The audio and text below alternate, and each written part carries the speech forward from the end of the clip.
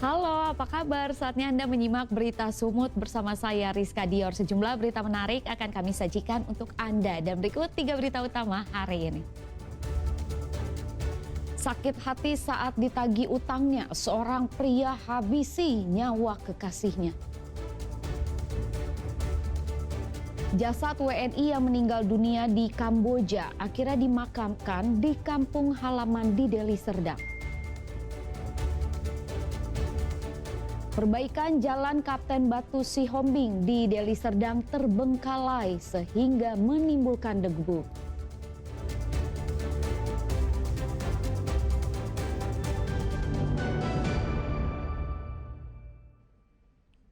Diduga karena sakit hati saat ditagih utangnya, seorang pria habisi nyawa kekasihnya.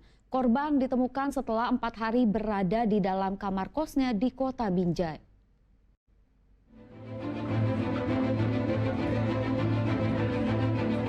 Seorang wanita yang diketahui bernama Admin alias Dewi ditemukan dalam keadaan tewas di dalam kamar kosnya, Kecamatan Binjai Kota Binjai pada Jumat siang. Berdasarkan pemeriksaan, ia diduga sudah meninggal dunia 4 hari sebelum ditemukan. Melalui informasi warga, petugas Satreskrim Polrestabes Binjai kemudian mengevakuasi korban ke Rumah Sakit Julham, Kota Binjai, untuk kemudian dilakukan otopsi guna mengetahui penyebab kematian. Sementara dari serangkaian penyelidikan dan pemeriksaan saksi-saksi, polisi akhirnya merujuk pada satu orang yang diketahui kekasih korban dan baru dikenalnya melalui aplikasi micet.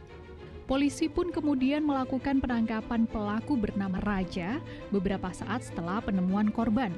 Berdasarkan informasi rekan korban, pelaku ditemukan di kawasan Jalan Gunung Karang, Kota Binjai. Petugas juga mengamankan barang bukti berupa 1 unit telepon genggam, pakaian korban, bantal, dan celana jeans, serta uang tunai senilai Rp415.000. Motif pembunuhan ini terungkap karena tersangka sakit hati dengan ucapan korban saat ditagih utangnya. Tersangka menagih utang ke korban, namun korban menyampaikan bahwa uang tersebut kok sedikit sekali ya, harus ditagih. Nah, timbullah rasa sakit hati dari tersangka. Hingga kini tersangka masih menjalani pemeriksaan di Mapolres Binjai. Akibat perbuatannya, tersangka terancam hukuman 15 tahun penjara. Ahmad Hamdani melaporkan dari Binjai.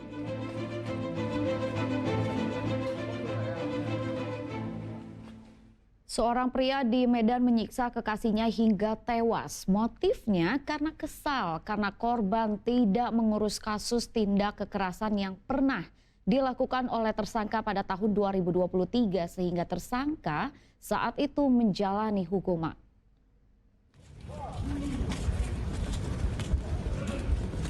David Chandra kembali ditangkap Reskrim Polrestabes Medan atas kasus yang sama, yaitu penganiayaan. Namun kali ini kekerasan yang dilakukan terhadap kekasihnya berujung kematian. Awalnya tersangka tidak mengakui perbuatannya. Tetapi setelah polisi melakukan serangkaian penyelidikan hingga ke rumah pelaku di Jalan Pukat 2 Medan, polisi menemukan barang bukti dan berkas bercak darah yang merujuk kepada kasus penganiayaan. Salah satu bukti yang ditemukan polisi ada di dalam rekaman ponsel pelaku. Polisi pun mengungkap motif kekerasan berujung kematian itu. Bahwa sakit hati. Pernah tahun 2023 si pelaku ini adalah pernah menjadi tersangka di tempat kami juga. Di tempat ini sama, pelaku penganiayaan dan kekerasan. Dengan pelaku penganiayaan kekerasan pada saat itu ada salah satu saat ini jadi korban, dulu pacarnya si pelaku. Pernah meminta tolong kepada si korban untuk mengurus perkara tersebut. Ternyata tidak dilakukan pengurusan sehingga pelaku ini menjalani hukuman. Atas perbuatannya pelaku dijerat dengan pasal 338 dan pasal 351 ayat 3 dan pasal 333 ayat 3 KUHP dengan ancaman hukuman 15 tahun penjara. Muhammad Hamdani melaporkan dari Medan. Jasad WNI yang meninggal dunia di Kamboja akhirnya tiba di Bandara Kuala Namu pada Minggu pagi. Setelah sampai di rumah duka, jenazah korban kemudian dimakamkan di kampung halaman di Deli Serdang.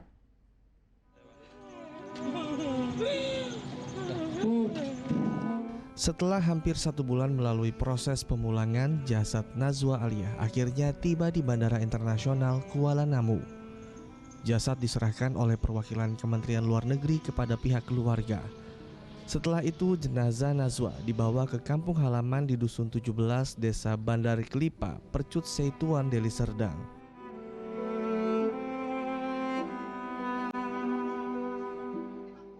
Begitu jenazah Nazwa tiba di rumah duka, isak tangis haru terdengar. Keluarga masih tak percaya Nazwa tewas dengan cara tragis. Ibunda Nazwa duduk terdiam. Ia coba mengikhlaskan diri. Putri kesayangan yang pergi tanpa pamit kini pulang tinggal nama. Karena terlalu sakit rasanya. Anak pergi permisi interview kerja, tiba-tiba sudah sampai di sana dan pulang sampai Indonesia sudah menjadi jenazah.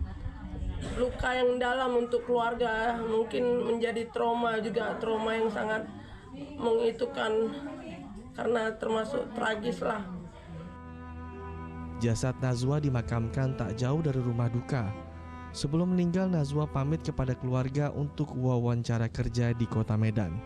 Bukannya wawancara, Nazwa malah berangkat ke Thailand untuk bekerja di Kamboja. Sampai akhirnya pada 7 Agustus keluarga mendapat kabar bahwa Nazwa sedang dirawat di rumah sakit di Kamboja.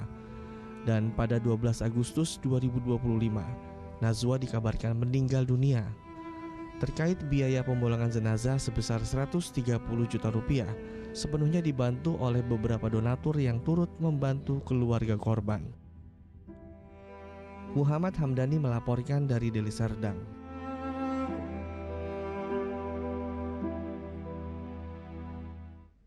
TNI Angkatan Laut menangkap 11 orang pria pelaku penjarahan besi di pabrik terbengkalai di Medan, Sumatera Utara. Seorang wanita, istri salah satu pelaku, menangis histeris melihat suaminya ditangkap.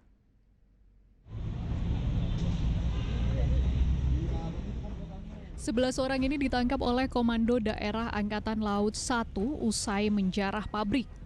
Ya, mereka mengambil mesin-mesin alat produksi di pabrik kaca PT ARB di Kota Medan yang sudah 8 tahun tak beroperasi.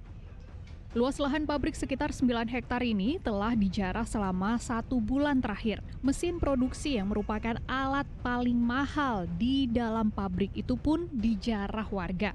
Hingga total kerugian perusahaan mencapai 1 triliun rupiah. Penjarahan ini juga memakan puluhan korban jiwa karena tertimpa reruntuhan material pabrik. Ada orang-orang yang sekarang diproses, pelaku-pelakunya yang sebelumnya tertangkap. Pak, ini kan udah banyak memakan korban, Pak. Kemudian juga ada yang tertimpa bangunan dan belum dievakuasi katanya, Pak. Itu seperti apa, Pak, dari kita sendiri, Pak? Kita masih akan datangkan alat berat untuk mengangkat puing-puing yang diduga di situ ada mayat yang tertimpa.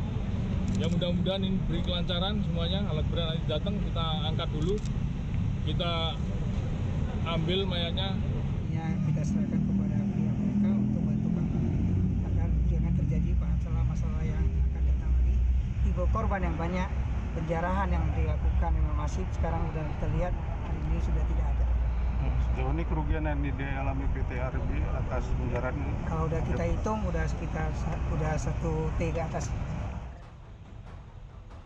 Rencananya akan dilakukan penjagaan di lokasi pabrik yang terbengkalai ini. Sementara itu, seluruh pelaku penjarahan diboyong ke markas Kodaeral 1 Belawan untuk diperiksa lebih lanjut. Muhammad Hamdani melaporkan dari Medan.